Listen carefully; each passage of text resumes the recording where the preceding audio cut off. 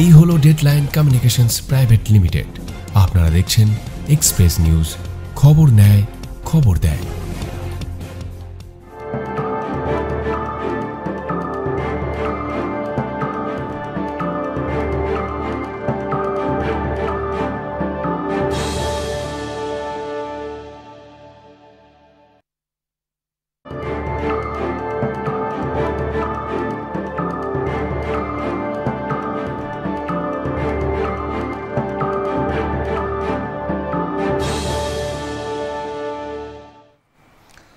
নমস্কার, আপনারা দেখছেন এক্সপ্রেস অনলাইন আর আমি আপনাদের সঙ্গে সব্যসাচী। এক্সপ্রেস অনলাইনে আমরা প্রত্যেক দিন যেভাবে বিভিন্ন বিষয়গুলো নিয়ে রাজ্যের বিভিন্ন দিক নিয়ে আলোচনা করছি, কোথায় আছি, কিভাবে যাচ্ছে। আজ খুব সারাটা দিন যেভাবে আমরা একটা ভিডিও সোশ্যাল মিডিয়ায় চলছে, আর যা দেখে সত্যি করে ভাবতে হচ্ছে যে কোথায় আছি আমরা, কি হচ্ছে। প্রতিনিয়ত আমরা দেখছি শাসক দলের দাদাদের ঘনিষ্ঠ দাদাগিরিতে, যারা দাদাদের ঘনিষ্ঠ, তাদের দাদাগিরি, তাদের বর্বরতায় গোটা বাংলা এক আতঙ্কের পরিবেশের মধ্যে আছে। যদি আতঙ্কের পরিবেশ বলি, কোড আনকোড কোনো রকমভাবে ভুল বলছি না। তার কারণ হচ্ছে যে কি হচ্ছে, পুলিশ প্রশাসন তারাও এক কথায় যদি বলি যে বধির হয়ে গেছে বা মুখ হয়ে, তাদের একদম কোনো অবাস্তব কিছু নেই। তারাও সমস্ত কিছু দেখছে, বুঝছে, অথচ তারাও কেন যেন নীরব, একদম এক কথায় যদি বলি যে মৃত সৈনিকের ভূমিকায় অভিনয় করা যাকে বলে। তো পুলিশ প্রশাসনও আজকের এই বাংলায় সেই মৃত সৈনিকের ভূমিকায় অভিনয় করছে। জ্ঞান আছে কিন্তু পড়ে আছে, দেখছে, বুঝছে, জানছে, তবুও যেন তারাও এক কথায় তারাও স্যারেন্ডার করে দিয়েছে যে এনাদের কাছে আমরা এখন কিছু করব না, কিছু বলবো না, যা হচ্ছে হোক। কিন্তু কতদিন এইভাবে, আর কতদিন চলবে? এবার কিন্তু ভাববার সময় হয়েছে। যেভাবে প্রত্যেকটা মুহূর্ত মানুষ, আমরা দেখছি যে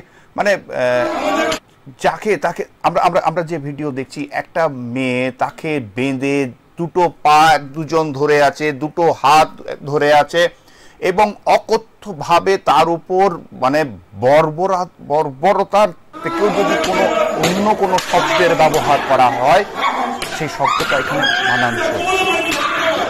যদিও এই ভিডিওর সত্যতা এক্সপ্রেস নিউজ যাচাই করেনি, কিন্তু না করলেও যেটা হচ্ছে, কোথায় এটা? বাংলা, এটা রবীন্দ্রনাথের বাংলা, এটা বঙ্কিমচন্দ্রের বাংলা, এটা নেতাজি সুভাষচন্দ্রের বাংলা। কি হচ্ছে এটা? কোথায় দাঁড়িয়ে আছি আমরা? লজ্জা করছে না আমাদের? তো এই ধরনের খবর সত্যি কথা বলতে গেলে সম্প্রচার করার সময়তে যখন এডিটিং পার্টে বসে থাকি, তখন মনে হয় এটাও আমাদেরকে কাটতে হবে, এটাও আমাদের করতে হবে। এটার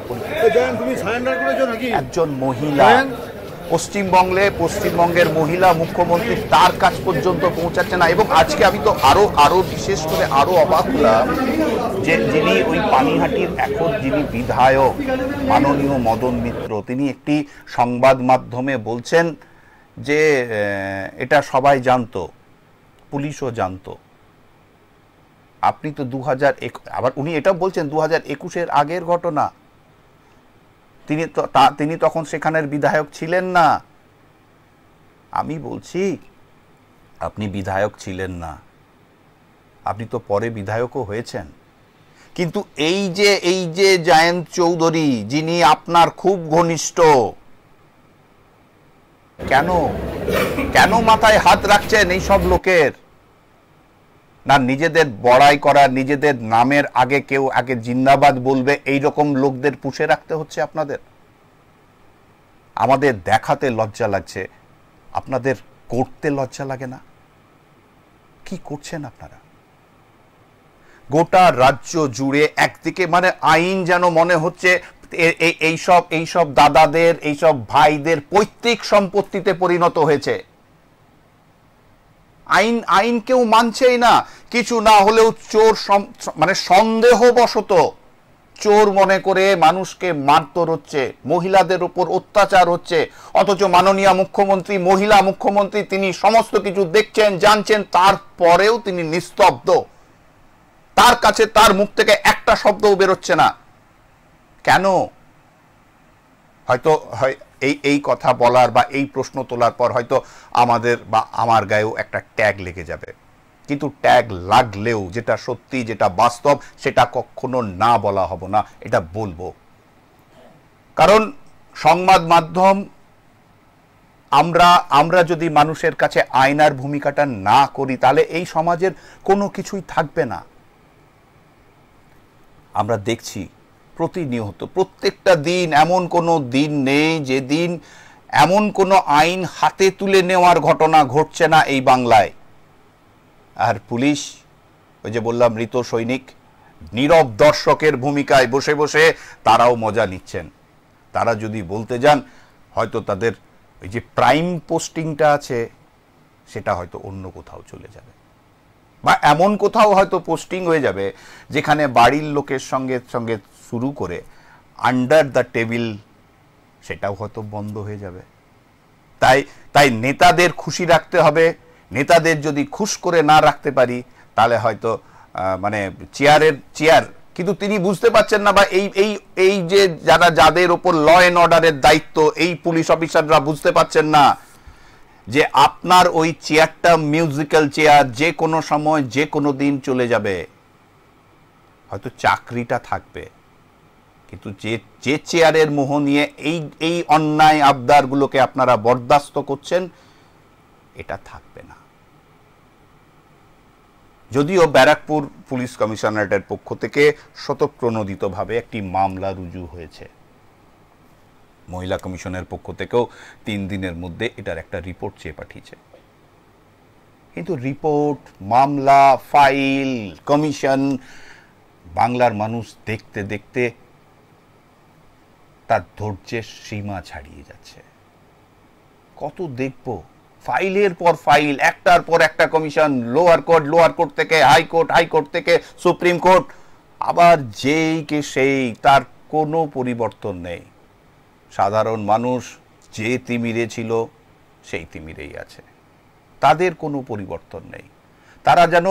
তারা যেন এই শাসক দলের যেখানে যারা শাসক দল আছে, সেই শাসক দলের নেতাদের হাতে নিগৃহীত হওয়ার জন্যই যেন সাধারণ মানুষের জন্ম। কিন্তু কেন এটা হবে? আপনারা যারা রাজনৈতিক নেতৃত্ব আছেন, যারা চেয়ারে বসে আছেন, যারা ক্ষমতা ভোগ করছেন, এই তো সাধারণ মানুষগুলোর ভোট দেওয়া, ভোটে জিতে আপনারা ওই জায়গায় বসে আছেন, আর কাজের ক্ষেত্রে তাদের ভুলেই যাচ্ছেন। আগামীকাল আর মাত্র কয়েকটা ঘন্টা, রাত পেরোলেও 2021-এ 4টে বিধানসভার উপনির্বাচন। ঠিক আবার নতুন করে নির্বাচন হবে, আবার যারা জিতবেন তারা বিধানসভায় যাবেন মানুষের প্রত্যাশা পূরণের জন্য। কিন্তু মানুষের প্রত্যাশা আদৌ পূর্ণ করতে পারবেন কি না সেটা সন্দেহ আছে। কারণ ওই চেয়ারটাতে গিয়ে বসলেই তখন আর মানুষদের দেখা যায় না। যতক্ষণ চেয়ারের বাইরে থাকবেন ততক্ষণ জনগণ দেখা যায়, কিন্তু চেয়ারে বসে গেলে তখন আর জনগণের প্রতি যে কর্তব্য, দায়, এগুলো যেন কেমন যেন ভুলে চলে যায়। আমরা যে বিষয়টা নিয়ে কথা বলছিলাম, আড়িয়াদহে জয়ন্ত সিং, তার দাদা নাকি মোহাম্মডান ক্লাবের ক্যাপ্টেন ছিল। কি হচ্ছে? আবার রাজনৈতিক দাদারা তাদের মাথায় হাত রাখছেন, কখনো কখনো বলছেন যে এটা উনি ভালো ছেলে ছিলেন এক সময়। কি করব?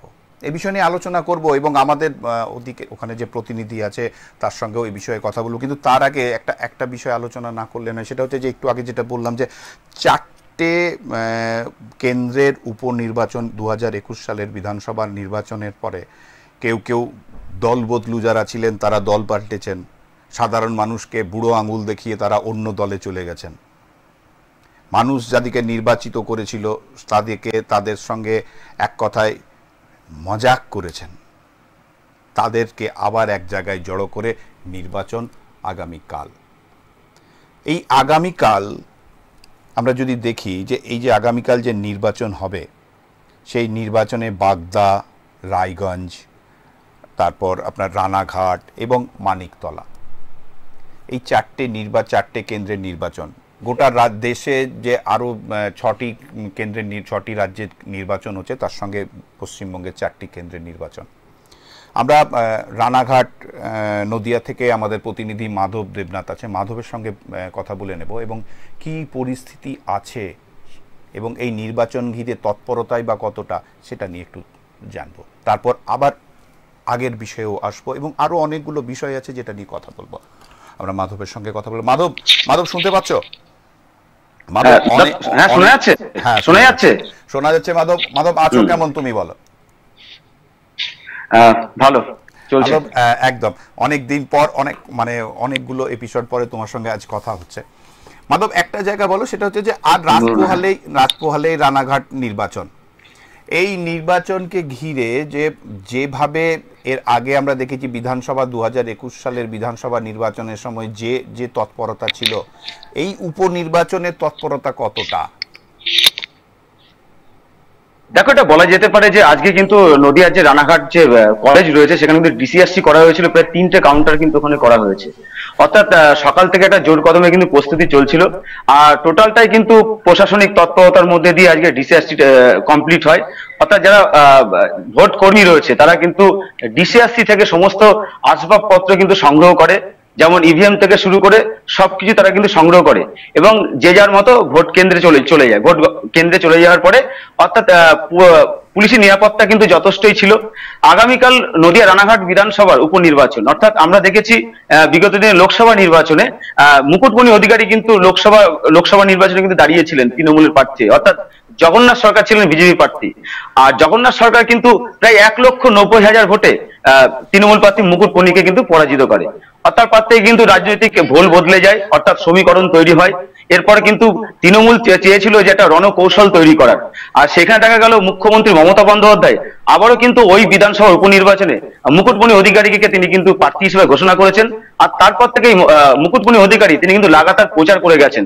গতকাল বিকেল 5টা পর্যন্ত ছিল লাস্ট প্রচার, অর্থাৎ বিজেপির পক্ষ থেকে একাধিকবার মাইকিং থেকে শুরু করে বিভিন্ন কৌশল ভাবে কিন্তু তারা প্রচার করেছেন।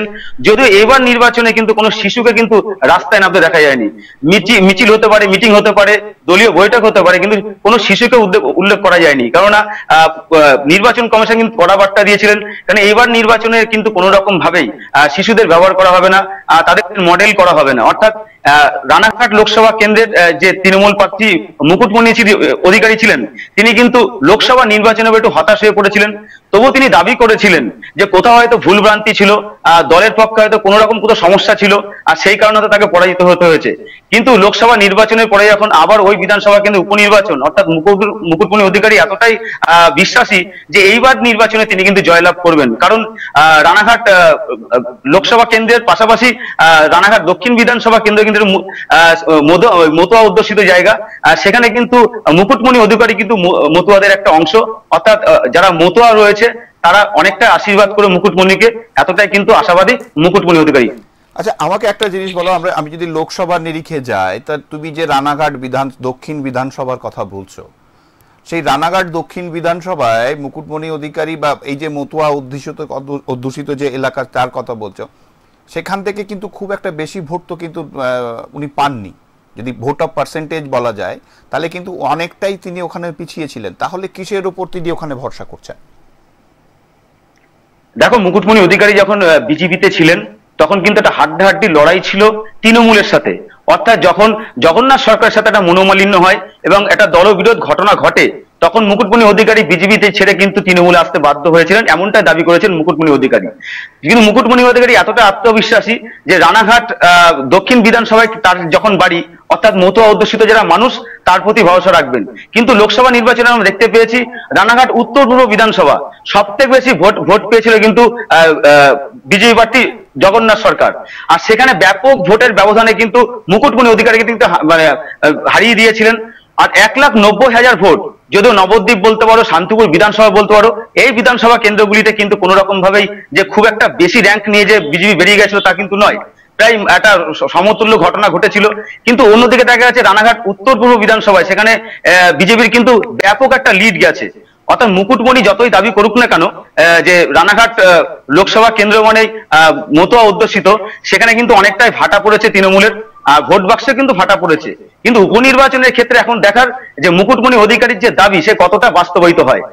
না, একটা জিনিস সেটা হচ্ছে যে উপনির্বাচন বেশিরভাগ ক্ষেত্রেই দেখা যায় যে সেটা শাসক দল, যেখানে যে শাসক দল তাকে তার ঝুলিতেই যায়, এবং হয়তো ওনারও এটার উপরেই আস্থা আছে যে উনি শাসক দলের হয়ে প্রতিদ্বন্দ্বিতা করছেন এবং হয়তো ওনার পরে নির্বাচন হবে, এটা ওনার আশা থাকতেই পারে। কিন্তু আমাকে একটা জিনিস বলতো, আমরা লোকসভা নির্বাচনের সময় দেখেছিলাম যে মুকুটমণি অধিকারী ওনার স্ত্রী বিজেপিতে প্রাক্তন স্ত্রী বিজেপিতে জয়েন করেছিলেন, এবং এই যে উপনির্বাচনে সেখানে কি প্রাক্তন স্ত্রী তার বিরুদ্ধে কোনো প্রচার করেছেন?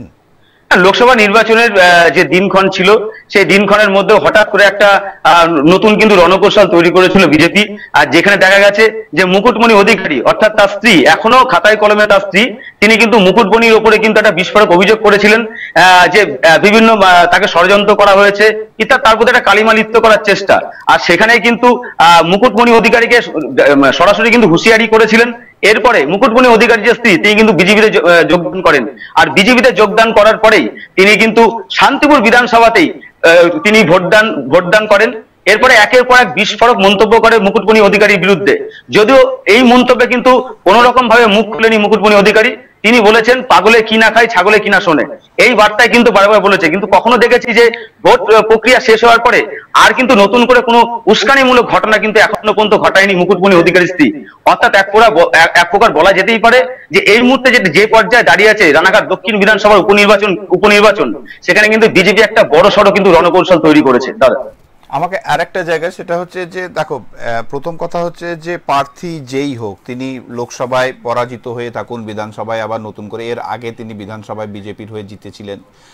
আমাকে একটা জায়গা বলো, সেটা হচ্ছে যে যেটা মানুষের প্রয়োজন, যেটার জন্য এই নির্বাচনগুলো, যে মানুষের কথা যে পরে বলবে, তো সেই জায়গায় দাঁড়িয়ে এই মুকুটমণি অধিকারীর কথাই বলো বা এই বিধানসভা মানে রানাঘাট বিধানসভা, যেটা এই বিধানসভায় দক্ষিণ বিধানসভা, এই বিধানসভায় কতটা উন্নয়নের যে কাজ, উন্নয়ন মানে কিন্তু শুধু রাস্তাঘাট পরিষ্কার পরিচ্ছন্ন সুন্দর ঝা চকচকে রাস্তাঘাট, কয়েকটা বড় বড় নীল সাদা বাড়ি, এটা উন্নয়ন নয়। উন্নয়ন প্রকৃতপক্ষে যদি মানুষ যেটা বলবে যে হ্যাঁ আমাদের উন্নয়ন হয়েছে, মানুষ যেটা পাচ্ছে সেই উন্নয়ন কতটা হয়েছে, আমি অনুদানকে যদি বাদ দিয়ে রাখি। দেখো, তৃণমূলের যেটা বিস্ফোরক দাবি ছিল যে রানাঘাট লোকসভা কেন্দ্রের যে বর্তমান বিজেপির যে সাংসদ রয়েছে জগন্নাথ সরকার, গত 5টা বছরে এই কেন্দ্রে কোনো কাজ করেনি, যদি এই কেন্দ্রের তত্ত্বাবধানে কিন্তু করছে রানাঘাট দক্ষিণ বিধানসভা। সেখানে মুকুটমণি অধিকারী কিন্তু একটা সময় বিধায়ক ছিলেন বিজেপির, আর সেইখানে মুকুটমণি কতটা কাজ করেছে এই নিয়ে কিন্তু প্রশ্ন তুলেছিলেন বর্তমান বিজেপি সাংসদ জগন্নাথ সরকার। কিন্তু মানুষের যেটা চাহিদা ছিল যে পরিষ্কার পরিচ্ছন্ন রাস্তাঘাট, নিকাশি ব্যবস্থা, অর্থাৎ তাদের সঠিক পরিষেবা, কিন্তু সেই পরিষেবাতে দেখা গেছে যে কখনো 100 দিনের কাজের টাকা বিভিন্ন তৃণমূলের নেতাদের অ্যাকাউন্টে ঢুকে গেছে, এবং তাদের যা পরিবারের যে অংশ রয়েছে, মেম্বার রয়েছে, তাদের অ্যাকাউন্টে টাকা ঢুকে গেছে। ঠিক একই ঘটনা কিন্তু আবাস যোজনার ক্ষেত্রেও কিন্তু ঘটেছে। কখনো দেখা গেছে তৃণমূলের যারা ঘনিষ্ঠ তাদের কিন্তু আবাস যোজনার ঘর সবার আগে পাওয়া হয়েছে, আর যারা উপযুক্ত পাওনা তারা কিন্তু সেই ঘর পায়নি। অর্থাৎ কোনো না কোনো তৃণমূলের নেতার বাড়িতে দেখা গেছে যে 4 থেকে 5টা কিন্তু আবাস যোজনা রয়েছে। এই নিয়ে কিন্তু বিস্ফোরক মানুষ অভিযোগ তুলেছিলেন যে তাহলে যারা গরিব মানুষ, যারা প্রাপ্য, তারা কেন আবাস যোজনা ঘর পাচ্ছে না। তবে এর এফেক্টটাই কিন্তু যথেষ্ট পড়েছে কিন্তু লোকসভা নির্বাচনে, না হলে ব্যাপক ভোটে লিড দিত না কখনো জগন্নাথ সরকার, কারণ তিনি 1,90,000 ভোটে কিন্তু জয়লাভ করেছিলেন। কিন্তু তৃণমূলের ভোট আসলে পরেই যে তৃণমূল যে বার্তাটা মানুষের কাছে দেয় এবং বাড়ি বাড়ি গিয়ে যেভাবে ভোট আবেদন করে, সেই ভোট আবেদনের পরে তৃণমূল নেতাদের দেখা যায় না, এমনটা কিন্তু সাধারণ মানুষের দাবি। কিন্তু মানুষের প্রাপ্য থেকে বঞ্চিত। মানুষ চাইছে সঠিক ব্যবস্থা, পানীয় জল, রাস্তাঘাটের সুব্যবস্থা থাকবে, নিকাশি ব্যবস্থা ভালো থাকুক, আর বিশেষ করে একটু গরমকাল পড়লে কিন্তু ডেঙ্গির উপদ্রব বাড়ে এবং বর্ষাকাল আসলে কিন্তু একই উপদ্রব বাড়ে, মানুষ কিন্তু সেই হয়রানির শিকার হতে হয়। একদিকে তুমি এটা বলতে পারো যে স্বাস্থ্য ব্যবস্থা কিন্তু ভেঙে পড়েছে। আমরা দেখেছি গ্রামীণ যে স্বাস্থ্য পরিষেবাগুলো রয়েছে, অর্থাৎ ব্লক স্বাস্থ্য পরিষেবাগুলো রয়েছে, সেখানে কিন্তু মানুষকে হয়রানি হতে হয়, কিন্তু সবই কিন্তু তৃণমূলের কোনো না কোনো দখলে। সেখানে কিন্তু তোলাবাজি বলো, দালালবাজি বলো, এই চক্রগুলো কিন্তু উঠে আসে। কিন্তু ভোট যখন আসে, নেতারা কিন্তু প্রত্যেকটা নাগরিকের বাড়িতে গিয়ে কিন্তু ভোট আবেদন করে, কিন্তু ফলাফল যখন হয়ে যায় তারপরে কোনো নেতাকে আর দেখা যায় না। এমনটাই কিন্তু সাধারণ মানুষের দাবি, যার এফেক্টটা কিন্তু গত লোকসভা নির্বাচনে যথেষ্ট প্রভাব ফেলেছিল তৃণমূলের ভোট বাক্সে। তুমি আমাকে একটা জিনিস বলো, যে তুমি এক্ষুনি যেটা বলছিলে সেটা হচ্ছে যে যে প্রসঙ্গগুলো কথা বলছিলে, যেমন ধরো 100 দিনের কাজের টাকা নেতাদের পকেটে চলে যাওয়া, বা আবাস যোজনার টাকা নেতাদের পকেটে চলে যাওয়া, বা নিকাশি ব্যবস্থার ক্ষেত্রে যদি বলো, বা ডেঙ্গি থেকে আরম্ভ করে যে ধরনের পরিবেশ পরিস্থিতি, এবং এই যে দুর্নীতি, এক কথায় যদি বলতে যাই যে দুর্নীতির পরিবেশ পরিস্থিতিতে তুমি বলছো যে লোকসভায় এটার একটা এফেক্ট পড়েছে, তাহলে কি এই দুর্নীতি তো আর সরে যায়নি? তাহলে এই দুর্নীতির মধ্যেও তো তোমার এই বিধানসভা উপনির্বাচনটাও পড়ছে, তাহলে কি মনে হচ্ছে যে এই দুর্নীতির অভিযোগে মানুষ কিছুটা হলেও একটু ভাববে এবারে তৃণমূলের দিকে? কারণ তুমি বলছো যে মানুষ, মানে তৃণমূল মানুষ, জনসাধারণ যেটা বলছে সেটা হচ্ছে যে ভোট এলে তৃণমূলকে দেখতে পাওয়া যায়, ভোটের পর আর নেতাদের খুঁজে পাওয়া যায় না। একদমই তাই, মানুষের যেটা দাবি মানুষ কিন্তু অভিযোগ করবেন, অর্থাৎ মানুষ যে থেকে বঞ্চিত হবে, সেইখান থেকে যদি মানুষ বঞ্চিত হয়ে যায়, মানুষের প্রাপ্যটা কোথায়? মানুষ চাইবে যে আমি যাকে নির্বাচিত করব সেই নেতা আমার পাশে থাকুক, অর্থাৎ সাধারণের জন্য কাজ করুক। সাধারণের জন্য যখন একটা নেতা যখন কাজ করবেন না, তার তো এফেক্ট ভোট বাক্সে পড়বে, এটা সাধারণ জ্ঞান। অর্থাৎ লোকসভা নির্বাচনের রেস কিন্তু এখনো কাটেনি, ইতিমধ্যে কিন্তু বিধানসভার উপনির্বাচন। তাই এখনো পর্যন্ত লোকসভার আঙ্গিকে যদি তুমি দেখো, যে ভোট বাক্সের যে এফেক্ট, সেটা অনেকটা কিন্তু প্রভাব ফেলার সম্ভাবনা রয়েছে উপনির্বাচনে।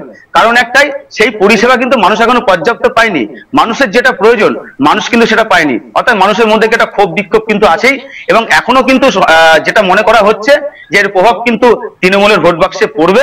এটা দেখার এখন যে উপনির্বাচনের যে ফলাফল বেরোবে, সেখানে তার এফেক্ট পড়ে নাকি সাধারণ মানুষ তাদের রায় সম্পূর্ণ তৃণমূলের দিকেই দিচ্ছে।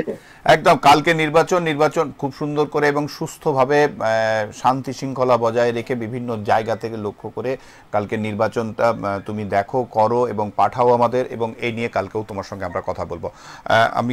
আমরা কথা বলছিলাম মাধব দেবনাথ, আমাদের প্রতিনিধি নদিয়া থেকে, আমি মাধবের সঙ্গে কথা বললাম। এরপর আমি যে বিষয়টার মধ্যে ছিলাম আর কি, সেটা হচ্ছে যে যেটা নিয়ে আলোচনা প্রথমেই শুরুতে করলাম, যে আড়িয়াদহ কি হচ্ছে সেখানে। আমাদের ভাটপাড়ার প্রতিনিধি আছে পল্লবের সঙ্গে আমরা একটু কথা বলবো এবং জানার চেষ্টা করব যে গোটা ব্যারাকপুর অঞ্চল বা মানে একদম ওই দিকটাতে কি পরিস্থিতির মধ্যে দিয়ে আছে। প্রত্যেক দিন কোনো না কোনো ঘটনা ঘটছে, তাতে কোনো ব্যবসায়ীকে চোখ রাঙানো হোক, তাকে ফোনে হুমকি হোক, বা তার গাড়িতে গুলি করা হোক। মানে এক কথায় যদি বলতে চাই, তাহলে ল অ্যান্ড অর্ডার ফেলিওর, এটা বললে খুব একটা ভুল বলবো না। দেখা যাক, আমাদের ভাটপাড়ার প্রতিনিধি পল্লব আছে, পল্লব ঘোষ। পল্লব শুনতে পাচ্ছ? হ্যাঁ, শুনতে পাচ্ছি।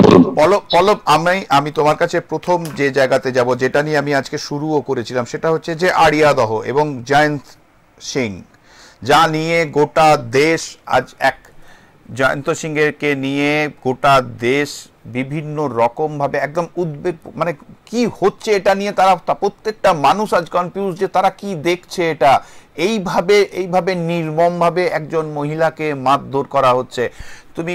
তুমি আছো, তুমি আমাকে একটু যদি পরিষ্কার করে বলো যে কি পরিস্থিতি হয়ে আছে। দেখুন, প্রথমে জানিয়ে রাখি, বেলঘরিয়া চত্বরে যে আড়িয়াদহ এলাকা, কামারহাটি থানার অন্তর বেলঘরিয়া থানা, এই আড়িয়াদহ যে এলাকা, সেইখানে জয়ন্ত সিং ওরফে জায়েন্ট সিং, এই জায়েন্ট সিং কিন্তু দিনেই ক্রমে দিন গড়িয়েছে, ততই এই জায়েন্ট সিং এর কিন্তু যে দাপট, সেই দাপট, সেই সন্ত্রাস কিন্তু আড়িয়াদহ বা বেলঘরিয়া অন্তরে ছড়িয়েছে। ভয়ে কিন্তু কেউ মুখ খোলেনি এতদিন। সব থেকে গুরুত্বপূর্ণ, ভয়ে, জায়েন্ট সিং এর ভয়ে কিন্তু কেউ কোনোদিন মুখ খোলেনি। কিন্তু প্রাসঙ্গিকভাবে এর আগেও একটা কেসে জায়েন্ট সিং এর নাম উঠে এসেছিল এবং তার দলবলের নাম উঠে এসেছিল। কিন্তু সাম্প্রতিক ইতিহাসে দেখা গেল যে কলেজ পড়ুয়া তাকে বেধড়কভাবে মারধর, এবং তার মা তাকেও, সেই ছেলেকে মাথা থেকে মাকেও মারধরের ঘটনায় কিন্তু জায়েন্ট সিং এর নাম উঠলো। যখন সোশ্যাল মিডিয়া বা মিডিয়ায় যখন তোলপাড় হলো জায়েন্ট সিং কে, কার মদতে এত ক্ষমতা, কার মদতে এই প্রশ্রয় সে পাচ্ছে, তারপরে কিন্তু ব্যারাকপুর কমিশনারেট বেলঘরিয়া থানার পুলিশ জায়েন্ট সিং কে গ্রেপ্তার করলো। গ্রেপ্তার করার পরে খুব খোঁজ মেজে ছিল। গতকাল তার কোর্টে ফের পেশ করার দিন, দুদিনের যে জেল হেফাজত হয়েছে তারপরে গতকাল ফের তাকে কোর্টে তোলা হবে। বিগত প্রায় আনুমানিক 2 থেকে 3 বছর আগে যে ঘটনা ঘটেছিল সেই ভিডিও সোশ্যাল মিডিয়ায় কিন্তু আজ ভাইরাল হয়েছে। দেখা যাচ্ছে কি একটা আরিয়াদহ যে ক্লাব রয়েছে, জায়েন্ট সিং এর যে ক্লাব রয়েছে, সেই ক্লাব কিন্তু তালতলা স্পোর্টিং ক্লাব, সেই স্পোর্টিং ক্লাবে কিন্তু দুর্বৃত্ত বা যে তৃণমূলী যারা সন্ত্রাস বাহিনী যারা রয়েছে তাদের কিন্তু একটা অদ্ভুত ভিড় দেখা যায়। সেখানে কি দেখা গেল, একটা মহিলাকে দুদিক থেকে দুটো ছেলে দুদিক থেকে হাত দুটো ধরে রয়েছে, দুটি ছেলে দুদিক থেকে পা ধরে রয়েছে এবং সমানভাবে কিন্তু ছেলে দুদিক থেকে দাঁড়িয়ে কন্টিনিউয়াস ভাবে কিন্তু লাঠির আঘাত মারছে। থামার কোনো, যত তারা চিল্লাচ্ছে তত কিন্তু তারা হাসছে।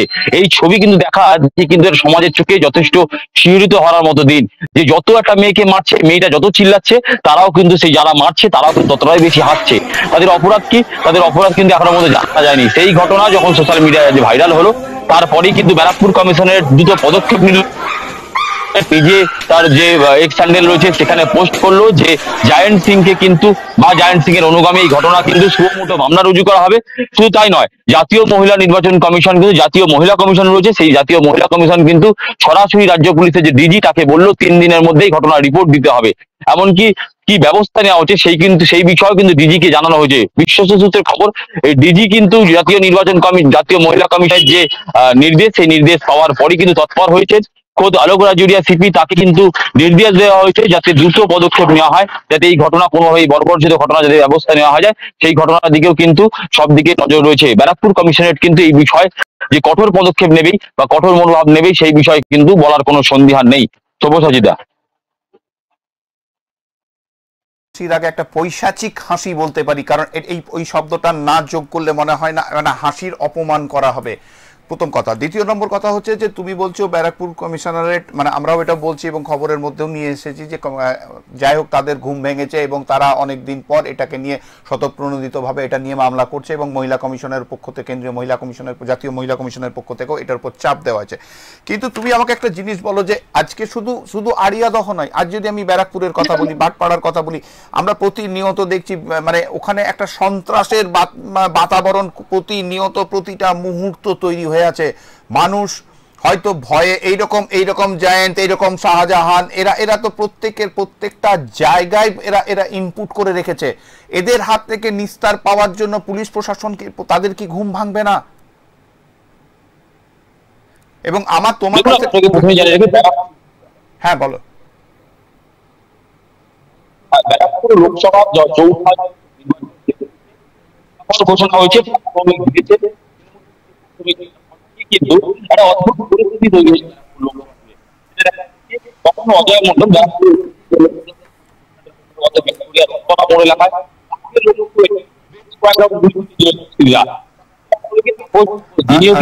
পল্লব তোমার কথা পরিষ্কার নয়, অসংখ্য ধন্যবাদ তোমাকে। পল্লব আমাদের সঙ্গে ছিল, আমাদের প্রতিনিধি।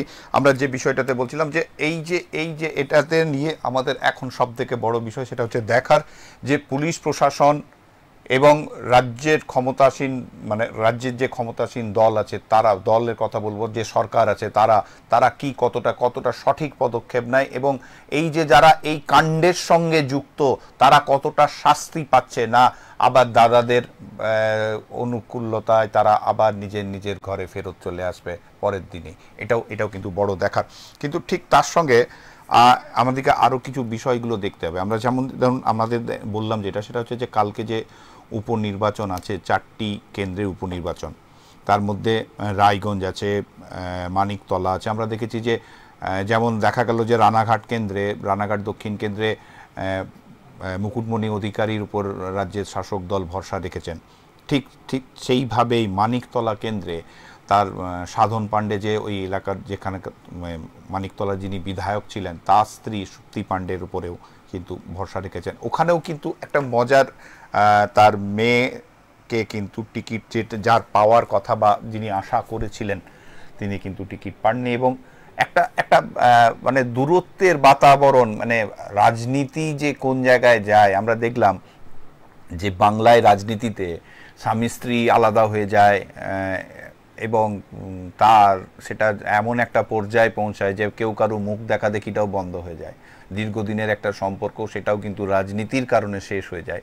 ঠিক সেই রকমই মানে আমি যদি দেখি যে এখানেও মা মেয়ের মধ্যেও কিন্তু এই রাজনীতির ক্ষমতায়নের যে জায়গা, সেই জায়গা থেকে কেমন যেন একটা দূরত্বের জায়গা মা মেয়ের মধ্যেও তৈরি হয়েছে। যাই হোক, আমরা প্রকৃতির যদিও দক্ষিণবঙ্গের উপরে এখনও সেইভাবে কৃপা করেনি, কিন্তু উত্তরবঙ্গের উপরে তার রোষ চলছে যদি বলি, খুব একটা খারাপ বলবো না।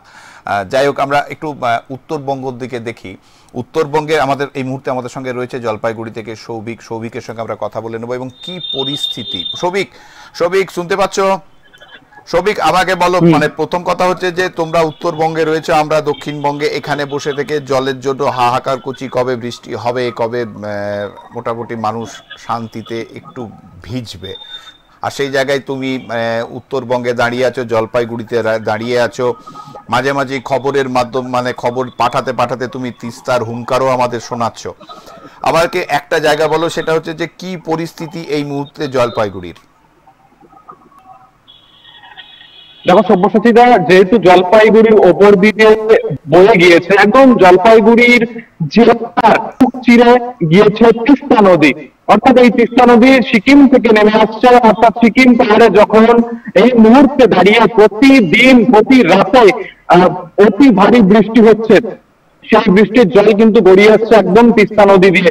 সেই তিস্তা নদী পুরোটাই কিন্তু চলে গিয়েছে জলপাইগুড়ির বুক ছিঁড়ে, অর্থাৎ ডুয়ার্সের মালবাজার থেকে শুরু করে জলপাইগুড়ি শহর ঘেঁষে কিন্তু সেই নদী একদম মেকলিগঞ্জ হয়ে বাংলাদেশের সঙ্গে মিশে গিয়েছে, যার ফলে এই তিস্তা নদীর জল বাড়লেই কিন্তু কোথাও দেখা গিয়েছে, আমরা খবরেও দেখিয়েছি, মালবাজারের এবং বাগেরহাটের বিভিন্ন এলাকায় ব্যক্তি কিন্তু পুরোপুরি এই তিস্তা নদীর জলে কিন্তু প্লাবিত হয়েছিল, প্রচুর মানুষ ঘর ছাড়া হয়ে গিয়েছিল। এবং পাশাপাশি আজকের দিনে দাঁড়িয়েও কিন্তু তোমাকে বলে রাখতে চাইবো, জলপাইগুড়ি জেলা একদম শেষ সীমান্তে কোচবিহার জেলা সংলগ্ন যে মেকলিগঞ্জ রয়েছে, সেই মেকলিগঞ্জও কিন্তু একটি গ্রামে তিস্তার জলে প্লাবিত হয় এবং সেই গ্রামে কিন্তু পুরোপুরি দেখা গিয়েছে যে জলে ভেসে যাচ্ছিল গ্রামটি, গরু ছাগল বাড়ির পোষ্য সমস্তটাই কিন্তু বাড়ির মানুষ, সেই এলাকার মানুষ অন্যত্র সরিয়ে নেন এবং সেই গ্রামের মানুষও কিন্তু অন্যত্র সরে যান। দেখা গিয়েছে মুখ্যমন্ত্রীও কিন্তু গতকাল নবান্নে বসে সাংবাদিক সম্মেলনে কিন্তু বলতে দেখা যায় তাকে, মুখ্যমন্ত্রীকে, যে উত্তরবঙ্গের বন্যা পরিস্থিতি এবং জলপাইগুড়িতে কিন্তু বন্যা পরিস্থিতি সৃষ্টি হতে পারে, সেজন্য জেলা শাসক, পুলিশ সুপার, সমস্ত ব্লকের বিডিও থেকে শুরু করে সমস্ত সরকারি আধিকারিকদের সজাগ থাকতে বলেন।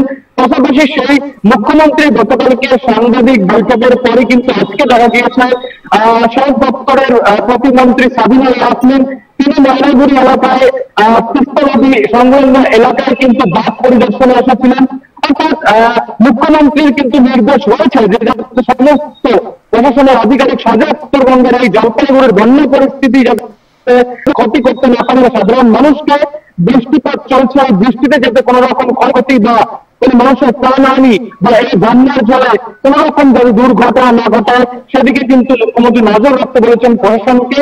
সেই দিকে তাকিয়ে দাঁড়িয়েই কিন্তু ব্লক প্রশাসন, জেলা প্রশাসন, স্থানীয় সকল আধিকারিক কিন্তু এই মুহূর্তে সজাগ রয়েছে সমস্ত পরিস্থিতি মোকাবেলায়। সব্যসাচীদা, আমাকে একটা জায়গা বলো, সেটা হচ্ছে যে সবাই সজাগ আছে, কিন্তু যারা এই এই এই বন্যার যারা দুর্গত যারা রয়েছে, যাদের বাড়ি ঘর পশু মানে যারা মানে গৃহপালিত যেসব পশু যারা ছিল সেগুলো যারা ভেসে গেছে বা জল ঢুকে গেছে, তাদের ক্ষেত্রে প্রশাসনিকভাবে কি মানে তাদের অন্যত্র কোথাও সরিয়ে নিয়ে যাওয়ার বা কোনো শেল্টারের কোনো পরিস্থিতি তৈরি করেছে কিনা? একদমই তাই। দেখো সেই ক্ষেত্রে কিন্তু পার্শ্ববর্তী যে স্কুল কলেজগুলো রয়েছে সেই কলেজগুলোতে কিন্তু প্রাথমিকভাবে থাকার একটা রাত্রি যাপন করার একটা জায়গা করে দেওয়া হয়েছিল বিভিন্ন জায়গায়। তারপরে যেহেতু মধ্যে স্কুল কলেজ খোলা হয়েছে সেই জায়গায় দাঁড়িয়ে প্রশাসন কিন্তু তাদের ত্রাণ শিবিরের ব্যবস্থা করেছে, স্বেচ্ছাসেবী সংগঠনকে শুকনো খাবারের ব্যবস্থা করেছে। আমরা দেখেছি মালবাজারে কিছুদিন আগেই যে বন্যা পরিস্থিতি সৃষ্টি হয়েছিল সেখানে আমরা দেখেছিলাম রাজ্যের আদিবাসী অনেক শ্রমিক কল্যাণ দপ্তরের মন্ত্রী বিরোচিক লড়াই তিনি গিয়েছিলেন ঘটনাস্থলে এবং ত্রাণ শিবিরের ব্যবস্থা করেছিলেন। পাশাপাশি শুকনো খাবার থেকে শুরু করে তারা যাতে সঠিকভাবে একটা বাসস্থান থাকার জায়গা পায়, সেদিকে রাত্রি যাপন করার একটা জায়গা পায়, সেদিকে নজর ছিল প্রশাসনের। তবে স্থায়ীভাবে কিন্তু সমাধান চাইছেন তারা। কোথাও কোথাও দেখা গিয়েছে বাঁধের দাবি উঠছে, বাঁধের দাবিতে কিন্তু আন্দোলন চলছে। কেননা এই জল বাড়ার ফলে কিন্তু নদী ভাঙন যেমন সৃষ্টি হয়েছে, তেমনি কিন্তু নদী গ্রাসে কিন্তু চলে যাচ্ছে বিঘার পর বিঘা কৃষি জমি। এই ভাঙন ক্ষতিগ্রস্ত হচ্ছে কৃষকরা, তারাও কিন্তু স্থায়ী বাঁধ থেকে শুরু করে বিভিন্ন রকম দাবি দেওয়া কিন্তু এই বর্ষার সময় কিন্তু উঠে আসছে। না, আমাকে একটা জিনিস বলো সৌভিক, সেটা হচ্ছে যে বাঁধের যে দাবি সেটা তো আজকের নতুন নয়, দীর্ঘদিন ধরে এই বাঁধের দাবি হয়ে আসছে, কিন্তু প্রশাসন এই বাঁধ নিয়ে কখনো কোনো রকম ভাবে কোনো মানে এক কথা যদি বলি সদুত্তর তো দেয়নি। তো এটা নিয়ে এবারে যিনি ওখানে তোমাদের লোকসভায় যিনি বিজেপির প্রার্থী যিনি জিতেছেন, এবং এক কথায় যদি বলি যে রাজ্যের যে ক্ষমতাসীন যে দল আছে বা ক্ষমতাসীন যে সরকার রয়েছে, তাদের যিনি ওখানে আছেন, তাদের ভূমিকা তাহলে কি রয়েছে, তারা কি দেখছে? একদম এটা সবচেয়ে তুমি যে বিষয়টা বললে একদম খুব গুরুত্বপূর্ণ একটা বিষয়। দীর্ঘদিন থেকে বিভিন্ন এলাকায় কিন্তু দেখা গেছে নদী সংলগ্ন এলাকার বাজার দাবি উঠেছিল। তবে সেই বাজার দাবি যখন ওঠে তখন কিন্তু দেখা যায় নেতা মন্ত্রীদের এলাকা পরিদর্শনে যেতে, তবে সঠিকভাবে কিন্তু সেই বাজার দাবি কোথাও গিয়ে কিন্তু পূরণ হয় না। সেটা কিন্তু বারংবার পরিষ্কার হয় এই বর্ষার সময় এলেই। কারণ এই বর্ষার সময় এলেই যখন নদী ভাঙন তৈরি হয় তখনই কিন্তু পরিষ্কার হয় যে কিভাবে বাজার দাবিগুলো পূরণ না হয়ে কৃষকগুলো কিন্তু ক্ষতিগ্রস্ত হতে থাকে। এবং এবছর এবার লোকসভা নির্বাচনে জয়ী হয়েছে জলপাইগুড়িতে বিজেপি প্রার্থী ডক্টর জয়ন্ত কুমার রায়, তাতে কিন্তু অভিযোগ উঠছে, কিন্তু সেরকম ভাবে তাকে কিন্তু ময়দানে কিন্তু দেখা যাচ্ছে না, পরিদর্শনেও কিন্তু সেরকম ভাবে দেখা যাচ্ছে না। অর্থাৎ পরিদর্শনে যদি না হয়ে থাকেন তাহলে কিভাবে কাজ করবে, কিভাবে কাজে বিষয়টিকে লোকসভায় তুলে ধরবেন, সেদিকেও কিন্তু প্রশ্ন পাচ্ছে। না, এটা তো একটা বড় প্রশ্ন। সেটা হচ্ছে যে উনি জিতলেন জয়ন্ত কুমার রায়, এবং উনি জেতার সঙ্গে সঙ্গে কেমন যেন ডুমুরের ফুল হয়ে গেলেন। এবং এটা যাদের যাদের যাদের ভোটে জেতা তারা আজকের জলের তলায় রয়েছে, জলের মানে তাদের সেই সব সাধারণ মানুষগুলো একদম মানে অসহায় অবস্থার মধ্যে দিয়ে রয়েছেন, আর উনি ওনার মতন করে নিজের জায়গায় আছেন। আজ তো ওনার পরিদর্শনের সব থেকে বেশি প্রয়োজন ছিল, তার কারণ হচ্ছেন উনি সদ্য নির্বাচিত হয়ে গেছেন, এই মানুষগুলোর ভোটে নির্বাচিত হয়ে গেছেন। এবং আমি আর একটা জিনিস, সেটা হচ্ছে যে সৌভিক, এই যে তোমাদের লোকসভা নির্বাচনের আগে এই জলপাইগুড়িতে এবং এই যে তিস্তার উপরে বাঁধ নিয়ে তো মানে এটা তো একটা আলোচনার মধ্যে ছিল, সেই সময় এটা নিয়ে তো কথাও হয়েছিল, কিন্তু কেন কোন অজ্ঞাত কারণে কি মনে হচ্ছে যে এটা কি খালি ওই ভোটের জন্যই খালি যে হ্যাঁ করে দেওয়া হবে, আগামী দিনে দেখছি বা দেখবো করেই কি পেরিয়ে যাবে, না বড় কোনো সিদ্ধান্ত নেবে ওখানকার সাধারণ মানুষ? একদমই তাই। ভোটের প্রলোভনই কিন্তু এক কথা বলা যেতে পারে, এমনই অভিযোগ উঠছে স্থানীয় মানুষদের থেকে। ভোটের আগে দেখা গিয়েছে বিভিন্ন বাঁধ পরিদর্শনে বাজার দাবির প্রতিশ্রুতি দেওয়া হয়েছিল, দাবি পূরণ করা হবে, কিন্তু কোথায় ভোট চলে যায়, ভোটে জয় হয়ে যায়, তারপরেও কিন্তু দেখা যায় তারা ভোটের আগে যেভাবে পরিদর্শনে আসেন, ভোটের আগে যেভাবে প্রতিশ্রুতি দেন দাবি পূরণের, সেই দাবি পূরণ কোথায় হচ্ছে, কোথায় পরিদর্শন হচ্ছে, কোথায় কি হচ্ছে, সেটা কিন্তু ভোটের পরে এই মুহূর্তে দেখা গেলেই পরিষ্কার। কোথাও কিন্তু পরিদর্শনে সেভাবে জয়ী সাংসদ ডক্টর জয়ন্ত কুমার রায়কে দেখা যাচ্ছে না। এবং বিভিন্ন জায়গায় প্রশাসনিক আধিকারিক থেকে শুরু করে নেতামন্ত্রীরা পরিদর্শন করলেও কিন্তু দাবি কোনোভাবেই পূরণ হচ্ছে না। এই জায়গায় দাঁড়িয়ে কিন্তু বলা যেতেই পারে ভোটের আগে নেতা মন্ত্রীদের প্রতিশ্রুতি, দাবি পূরণের আশা কোনোটাই পূরণ হচ্ছে না। ভোটের পরে দেখাই যাচ্ছে এই মুহূর্তে সব দিক দিকে দাঁড়িয়ে দেখা যাচ্ছে যাদের ভোটে তারা জড়ো হয়েছিলেন সেই ভোটদানকারী সাধারণ মানুষ কিন্তু ভুক্তভোগী, সমস্যার কিন্তু এখনো পর্যন্ত দাঁড়িয়ে রয়েছেন তারা। তুমি বললে যে রাজ্যের মন্ত্রী সাবিনা ইয়াসমিন তিনি গিয়েছিলেন পরিদর্শন করতে, এবং রাজ্যের যারা এখানে আধিকারিক আছে জলপাইগুড়ি তোমাদের ওই অঞ্চলে, সেই আধিকারিকরাও কিন্তু তৎপর, কিন্তু তাদের তৎপরতা যে তারা যেভাবে তৎপরতার আছে, এবং তাতে কি সাধারণ মানুষের কিছুটা হলেও তারা সেখান থেকে সহযোগিতা পাচ্ছে, না মানুষ কিন্তু সেই নিজের জায়গাতেই আছে? দেখো, সাধারণ মানুষ সেভাবে সহযোগিতা সেভাবে কিন্তু সাধারণ মানুষের থেকে শোনা যাচ্ছে না। পরিদর্শনে আসছেন নেতা মন্ত্রী, যখন মুখ্যমন্ত্রী সাংবাদিক বৈঠক করছেন, যখন মুখ্যমন্ত্রী এই বন্যা পরিস্থিতি নিয়ে উদ্বেগ প্রকাশ করছেন, যখন তিনি নির্দেশ দিচ্ছেন, তখনই দেখা যাচ্ছে নেতা মন্ত্রীদের সজাগ হতে, আধিকারিকদের সজাগ হতে, জেলা শাসক পুলিশ সুপারকে সজাগ হতে, কিন্তু কোথাও দাঁড়িয়ে কিন্তু সাধারণ মানুষের সমস্যার সমাধান কিন্তু হচ্ছে না সব্যসাচীরা। সেটা কিন্তু সাধারণ মানুষের সঙ্গে কথা বলে এবং এই বর্ষার সময় যেভাবে বন্যা পরিস্থিতি সৃষ্টি হচ্ছে, নদী বাঁধ বয়ে যেভাবে জল ঢুকছে, গ্রামে ভাবে নদী বাঁধে ফাটল দেখা দিচ্ছে, যেভাবে নদী বাঁধ ভেঙে যাচ্ছে, যেভাবে এখন বাঁধগুলো পূরণ হচ্ছে না, যার ফলে কিন্তু বন্যা পরিস্থিতি সৃষ্টি হচ্ছে। তা না হলে কিন্তু জলপাইগুড়িতে বন্যা পরিস্থিতি সৃষ্টি হওয়ার সেরকম কোনো কারণ দেখা যায় না। শুধুমাত্রই কিন্তু এই বাঁধগুলো যাতে সঠিকভাবে তৈরি করা হয় বা এই বাঁধগুলো মেরামত করা হয় বা এই বাঁধগুলো তৈরি করা হচ্ছে নতুন করে, তাহলে কিন্তু বন্যা পরিস্থিতি এত সাধারণ মানুষকে সমস্যার মধ্যে কিন্তু পড়তে হয় না সব্যসাচীরা। অসংখ্য ধন্যবাদ সৌভিক তোমাকে, তুমি আসল চিত্রটা তুমি তুলে ধরলে এবং মানুষ যে এখনো পর্যন্ত ওখানে কোন কি অসহায় পরিস্থিতির মধ্যে দিয়ে আছে এবং যারা ক্ষমতায় আছে, যেসব মন্ত্রীরা আছেন তারা যাচ্ছেন, দেখছেন, পরিদর্শন করছেন, কিন্তু সাধারণ মানুষ যে তিমিরে ছিল সেই তিমিরেই রয়ে গেছে। তাদের যে পরিবর্তন, তারা যে প্রত্যাশা, যে আশা নিয়ে নির্বাচনে তারা ভোট দিয়েছিলেন, সেইখান থেকে তাদের কোনো সুরাহা নেই, এটা যদি বলি ভুল বলবো না। প্রথম কথা হচ্ছে যে এই যে এক কথায় যদি বলি যে এই আমরা দেখি যে যখন দার্জিলিং যাওয়ার পথে বা আমরা যখন শিলিগুড়ি থেকে উঠছি, তখন এক সুন্দর মনোরম পরিবেশের মধ্যে দিয়ে তিস্তা পাশ থেকে বয়ে যায়, কিন্তু এখন সিকিমে বৃষ্টি, উত্তরে যেভাবে বৃষ্টি হচ্ছে প্রতিনিয়ত, তার ফলে যে ভয়াবহ রূপ নিয়েছে তিস্তা, তাতে কিন্তু সাধারণ মানুষকে একদম তাদের জীবনযাত্রার মধ্যে একদম পট পরিবর্তন করে দিয়েছে। এবং এই পট পরিবর্তনের ফলে যে সাধারণ মানুষের কতটা ক্ষতি হচ্ছে, এটা ওই ঠান্ডা ঘরে বসে বোঝা যাবে না। যতক্ষণ না আপনি ওই জায়গায় দাঁড়িয়ে ওই মানুষগুলোর পাশে দাঁড়াতে পাচ্ছেন, তাদের সুবিধা অসুবিধা দেখতে পাচ্ছেন, ততক্ষণ বোঝা যাবে না যে কি পরিস্থিতির মধ্যে দিয়ে ওই সাধারণ মানুষগুলো যাচ্ছে। এইরকমভাবে আমরা যদি বলি যে এক কথায় এই যে রাজনৈতিক দলের নেতা নেত্রীরা যারা ভোটে, এই যে একটু আগে আমরা বললাম যে যিনি জয়ন্ত রায়, উনি জলপাইগুড়ি থেকে জিতেছেন এবং জিতে উনি আপাতত যতদূর সম্ভব উনি দিল্লিতেই বসে আছেন, কিন্তু তিস্তা তো আর দিল্লিতে নেই, তিস্তা জলপাইগুড়িতে, ক্ষতিগ্রস্তরা জলপাইগুড়িতে, তাকে যারা ভোটে জিতিয়েছেন তারা জলপাইগুড়িতে। সেই মানুষগুলোর পাশে আসার মতন সময় এখনও উনি করে উঠতে পারেননি।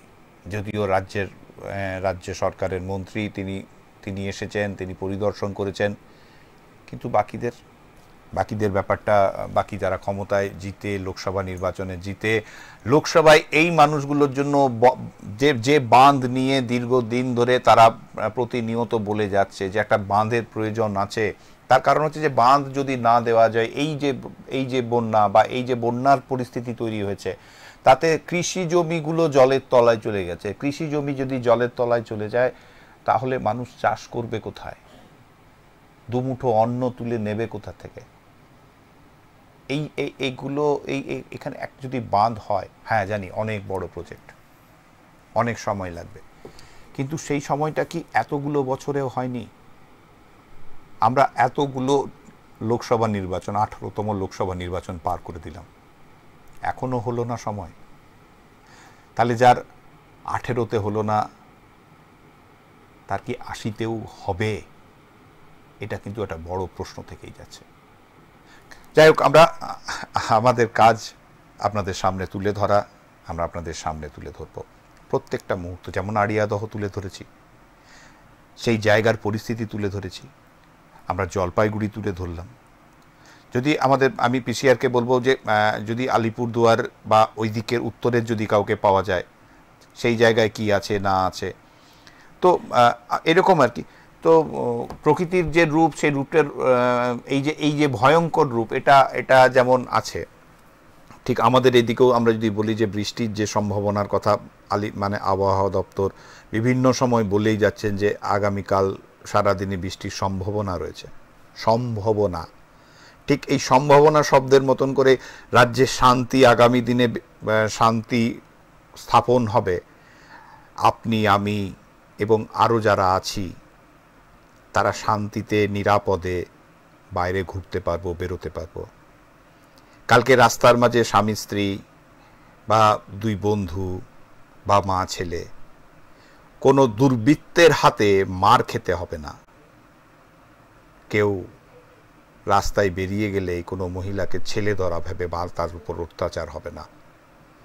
কাউকে চোর সন্দেহ করে তাকে থানায় নিয়ে গিয়ে আবার আদালত তাকে যখন বেকসুর খালাস করছে, আবার দেখা যাচ্ছে যে জেল থেকে যখন বেরিয়ে আসছে তার আগে বেরিয়ে এসে পরে তার মৃত্যু হচ্ছে, যা নিয়ে মানুষ ক্ষোভ প্রকাশ করছে। আমরা যদি বলি যে এগুলো নিয়ে কিন্তু মানে আমরা যদি আলোচনা করি, আলোচনা করলে আলোচনার শেষ নেই।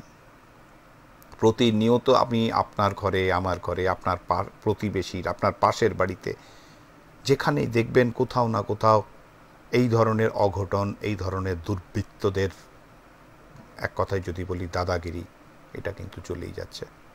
এর থেকে মুক্তি কবে? এবারে এদের থেকে মুক্তি কবে হবে? এই মুক্তির আশা কিন্তু প্রত্যেকটা মানুষ ভোগ করছে।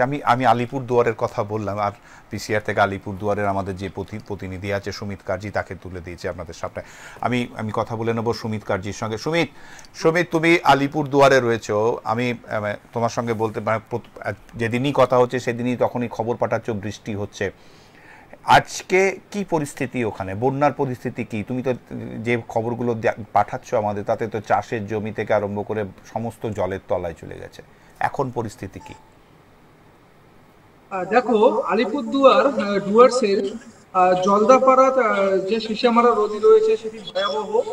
ভুটান থেকে জল ছড়া হচ্ছে, ভুটান থেকে আসছে, তবে এদিকে কিন্তু প্লাবিত হয়ে যাচ্ছে এবং জল ভরাট হয়ে যাচ্ছে। স্রোতের মধ্য দিয়ে জলদাপাড়া অভয়ারণ্যের জঙ্গল গাছ পড়ে ভেসে যাচ্ছে। ওই এলাকার যে সাধারণ মানুষ রয়েছে, বসত বাড়িঘর এবং লেবু বাগান ধরে সুপারি বাগান সব কিন্তু নদীর গর্ভে চলে যাচ্ছে। আজকে যে আমাদের ক্যামেরায় চিত্র ধরা পড়লো, স্থানীয় বাসিন্দারা নদীর ভাঙনের ক্ষেত্রে কিন্তু তারা বাড়ি ওখান থেকে ভেঙে অন্য জায়গায় পালিয়ে যাচ্ছে। প্রশাসন থেকে এই কয়েকদিন ঠিকভাবে খোঁজখবর ব্যবস্থা না নিলেও খবরের জেরে এবং খবর পড়ার পরে কিন্তু বসে আজকে ঘটনাস্থলে বিডিও, এডিএম এবং এসডিও, আইসি সবাই কিন্তু পরিদর্শনে যায় এবং স্থানীয় বাসিন্দাদের জন্য কিন্তু ওখানে রিলিফ ক্যাম্পের জন্য ব্যবস্থা করা হয়। তবে জলদাপাড়া সিসেমারা নদীর বাঁধ ভেঙে গ্রামে জল আসা শুরু হয়েছে, আতঙ্কিত রয়েছে এলাকার বাসিন্দা। পাশাপাশি আলিপুরদুয়ার 1 নম্বর ব্লকের জলদাপাড়া সহ কালচিনি ব্লক, কুমারগ্রাম ব্লক, প্রত্যেক ব্লকে বিভিন্ন এলাকায় জল কিন্তু বিস্তীর্ণ আকার ধারণ করেছে। ছোট বড় সব নদী ভরা, কোথাও কোথাও রাস্তার উপর দিয়েও জল যাচ্ছে, গাড়ি যান চলাচল বন্ধ হয়ে রয়েছে।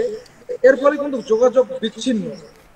জেলা প্রশাসন থেকে সব জায়গায় ব্যবস্থা গ্রহণ করতে পারছে না। তারা একটা কথাই জানাচ্ছেন যে এখন জল বেশি, এখন বাঁধের ব্যবস্থা করা যাবে না, কিছু করা যাবে না, তবে জল কমলে আমরা ব্যবস্থা করবো। ততদিনে কিন্তু বাঁধ ভেঙে মানুষের কৃষি জমি নষ্ট হয়ে যাচ্ছে, জলে ডুবে নষ্ট হয়ে যাচ্ছে। এর ফলে কিন্তু প্রশাসনের দ্বারস্থ হচ্ছেন তারা, আর প্রশাসন কোনো পদক্ষেপ নিচ্ছেন না, কিন্তু রিলিফ ক্যাম্পটুকুই খুলেছে। স্থানীয় অভিযোগ যখন কোনো কিছু যখন সুমিতের সঙ্গে যোগাযোগটা বিচ্ছিন্ন হয়ে গেল। যাই হোক, ও যা কথা আমাদের সামনে তুলে এলো যে প্রশাসন, মানে জেলা প্রশাসনই বলুন, তারা এখন একদম কিছু করার নেই তাদের কাছে। কারণ হচ্ছে যে তারা এই মুহূর্তে যে জায়গাগুলো নিয়ে যেখানে কাজ করবে, রিলিফের যে জায়গাগুলো কাজ করবে, সেই জায়গাগুলো জলের তলায় আছে। কিন্তু ঘটনা হচ্ছে তো জল তো এখন বর্ষাকালে, অন্য সময় যখন শুকনো থাকে তখন যদি এই জায়গাগুলো নিয়ে ভাবনা করা যায়, চিন্তা করা যায়, তাহলে তো মনে হয় না যে নতুন করে কিছু মানে এই ধরনের অসুবিধার সম্মুখীন হতে হবে। না খালি বর্ষাকালে ব্যাঙ বেরোনোর মতনই বর্ষাকাল যখনই পড়বে, যখন জলের তলায় চলে যাবে, তখনই এই জেলা আধিকারিকদের ঘুম ভাঙবে, টনক নড়বে। কোনটা? যাই হোক, এরকম বিষয় তো থাকবে এবং এইরকম না হলে তারা সরকারি আধিকারিক হবে কেন? কাজ করবেন, সময়ে করবেন, মানুষের হয়ে কাজ করবেন। যে মানুষের জন্য আপনাদের পাঠানো হয়েছে তাদের জন্য সময়ে যদি তাদের হাতে তুলে দিতে যান, তাহলে এই ধরনের অভিযোগ এই যে যারা আজকে করছে তারা করবে না, তারাও কমসে কম শান্তিতে থাকতে পারবে। যাই হোক, আমার অনেকক্ষণ থেকে আপনাদের সঙ্গে অনেক কথা বললাম, হয়তো এমন কোনো শব্দের ব্যবহার করেছি যা হয়তো আপনাদের খারাপ লাগতে পারে, কিন্তু কিছু করার নেই, মন থেকে বলেছি তো, লাগতেই পারে। আজকের সময় আমার এখানেই শেষ হয়ে গেছে। আবার আগামীকাল আপনাদের সঙ্গে দেখা হবে কোনো এক অতিথির সঙ্গে, এবং বিভিন্ন বিষয় নিয়ে আলোচনা করব। রাজ্যের কি পরিস্থিতি, প্রত্যেকটা বিষয়ে চুলচেরা বিশ্লেষণ করব, সেই সমস্ত খবর এবং আলোচনাকে নিয়ে। ততক্ষণের জন্য আজকের মতন বিদায় নিচ্ছি। নমস্কার।